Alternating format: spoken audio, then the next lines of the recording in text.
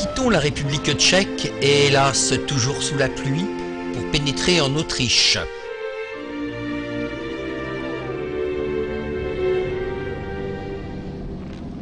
Avant de pénétrer dans Vienne, nous franchissons le Danube.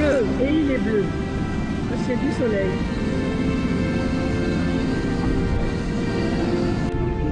Arrivé vers Vienne. Ou dans Vienne, je ne sais pas moi. La banlieue. Pour le moment, il y a des camions. Hein. C'est pas le Vienne romantique que j'imaginais pour le moment. Ça,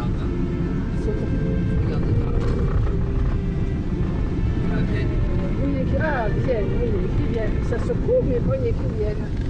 c'est les Bretons. Ça me dire ça longtemps, mais c'est les Bretons.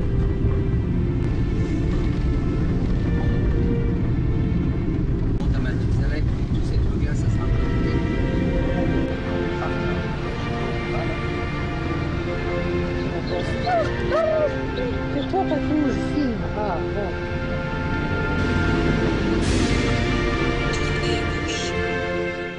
Vous n'imaginiez pas Vienne comme cela, nous non plus d'ailleurs. Nous sommes à environ 10 km du centre-ville. Le bus passant à la porte du camping, c'était extrêmement pratique pour se rendre au centre de Vienne.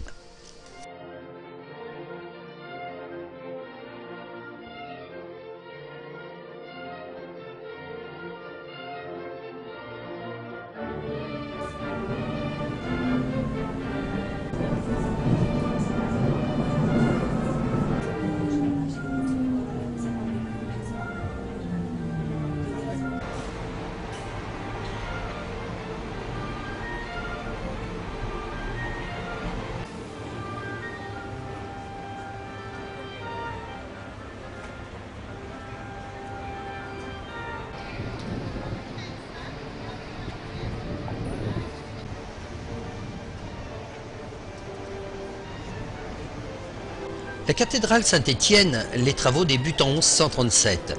Elle est consacrée en 1147. Elle est ensuite agrandie de 1230 à 1245. Cette cathédrale est de style gothique, mais au centre d'un quartier baroque. La création du bâtiment Hauss dans les années 1990 a provoqué un scandale. Son style très moderne cassant la beauté de la cathédrale gothique, dont la flèche se reflète dans les vitres du bâtiment. Sa toiture est composée de tuiles vernissées, disposées en motif linéaire en diagonale.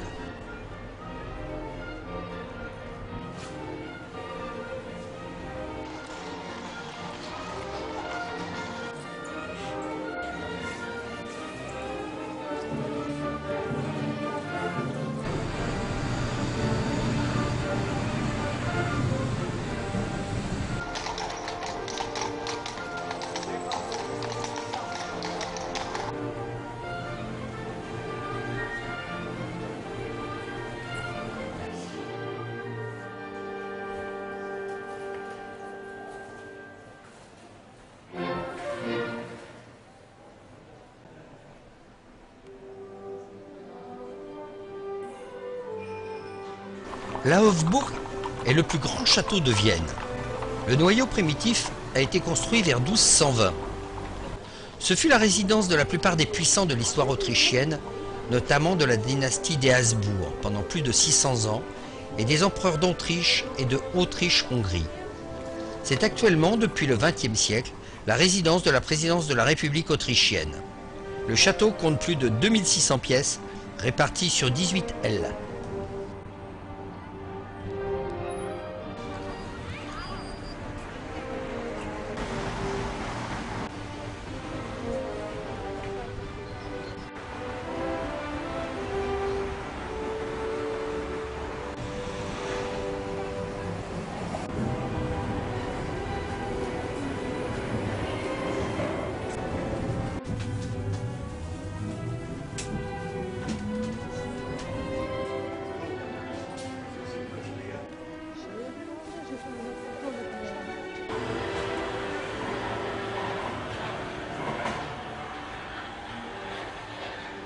Le château de Schönbrunn est l'un des éléments les plus significatifs de la culture autrichienne. En 1569, Maximilien II du Saint-Empire acheta le terrain. L'empereur Léopold Ier confia à l'architecte Johann Bernhard Fischer von Erhard la conception d'un nouveau palais. La construction débuta en 1696 et 3 ans après, les premières festivités se tenaient dans la partie centrale du palais.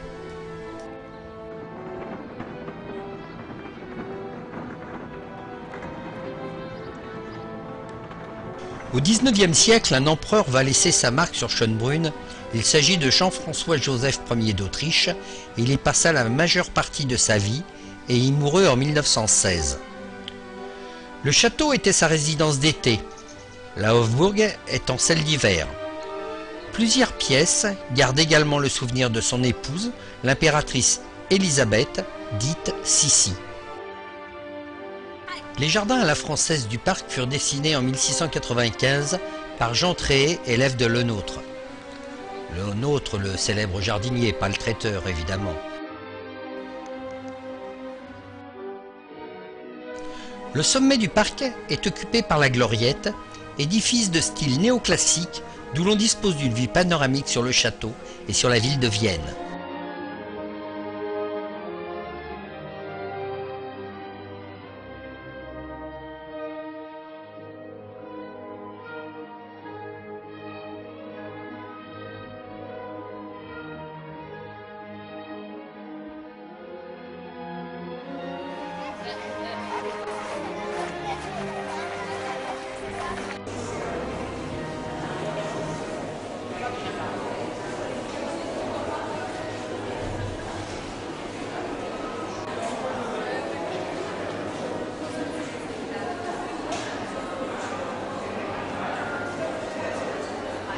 Nous pénétrons au Prater, qui est un immense parc d'attractions au cœur de Vienne.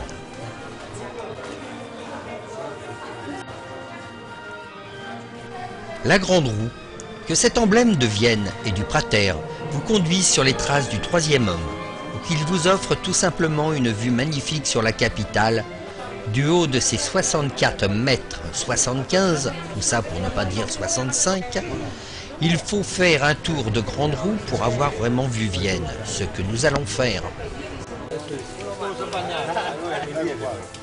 Ouverte toute l'année, la Grande Roue compte parmi les monuments les plus visités de la métropole danubienne. Elle fut érigée en 1896 et 97 par l'ingénieur anglais Walter Basset et ne constituait pas à l'époque une pièce unique.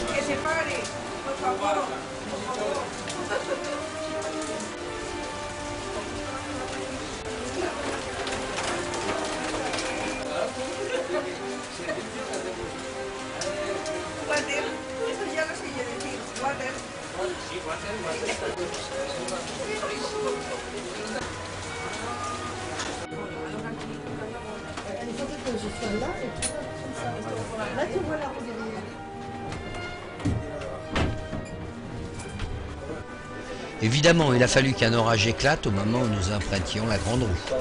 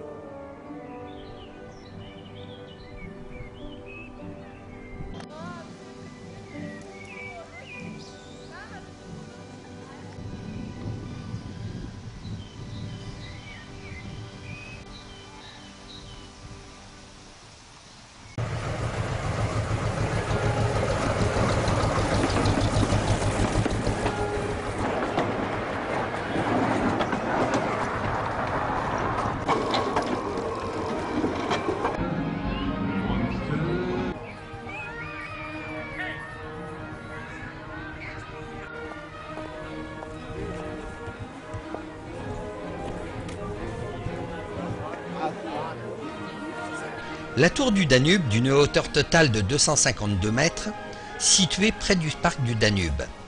Elle fut construite par l'architecte Hannes Lintel entre 1962 et 1964. 3750 m3 de béton et 514 tonnes de béton armé furent utilisés pour construire cette tour de 12 mètres de diamètre à sa base et 6 à 160 mètres de hauteur. On peut accéder à 150 mètres de hauteur où se trouve une plateforme avec une vue magnifique sur Vienne par 2 ascenseurs rapides, 35 secondes, et à 170 mètres où se trouve un restaurant panoramique tournant, à l'époque de sa construction, alors une première mondiale.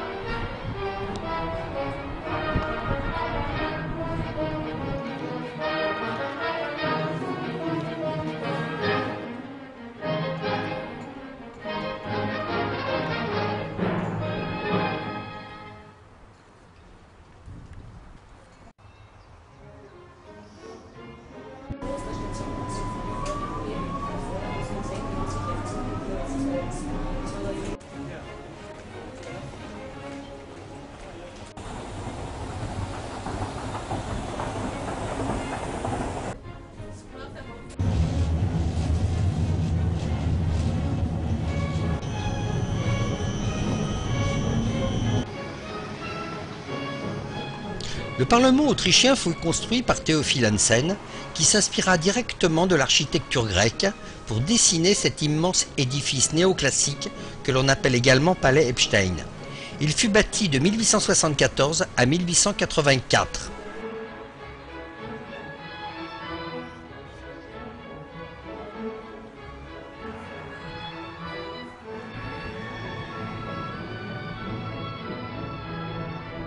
Le Rathaus est un monument de Vienne qui sert de siège à la fois au conseil municipal, donc hôtel de ville, et au Landtag de l'État de Vienne, division administrative de la République autrichienne fédérale.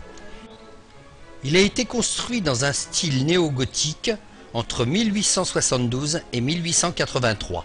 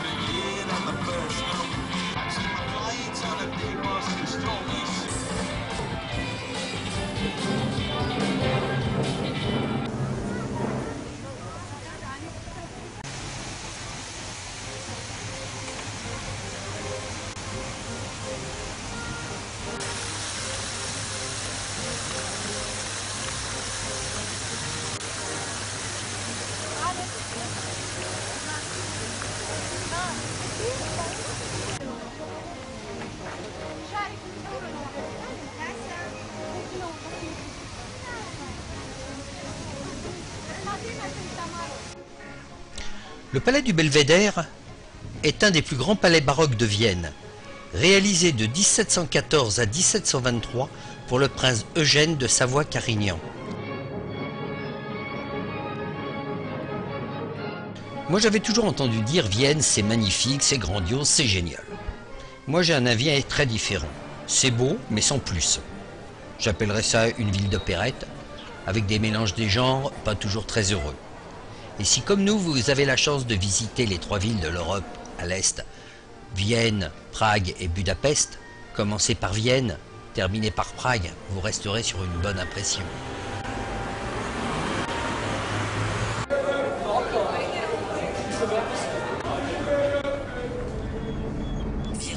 Nous quittons donc Vienne en direction de la Hongrie et de Budapest, environ 3 heures de route par l'autoroute.